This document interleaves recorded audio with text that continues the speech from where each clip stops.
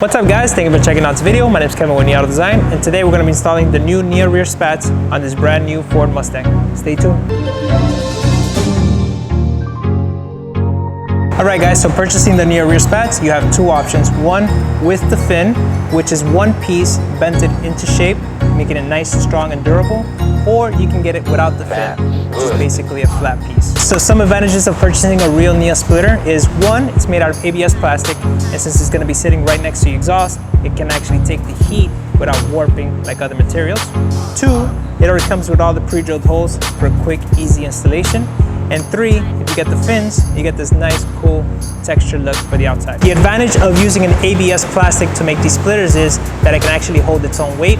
Unlike urethane and other materials, ABS will not warp with the heat. ABS is also sturdy, but flexible enough to take hits on the road without cracking. With the purchase of the Nia rears, you're gonna receive all your installation screws. For this installation, you're gonna need a stubby Phillips screwdrivers.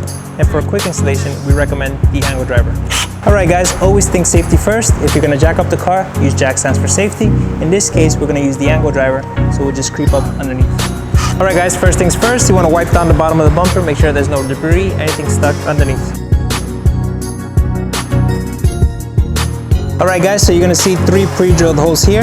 This is when you get the screws that you got provided to you and just self-tab them into the bottom of the bumper. Let's get started.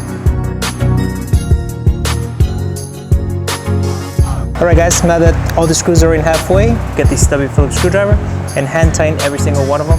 By hand tightening, you prevent over-tightening them and stripping the bumper.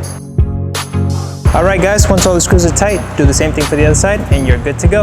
Thanks again for watching this video. Please check out our website for this and many other products that we have for the Ford Mustang.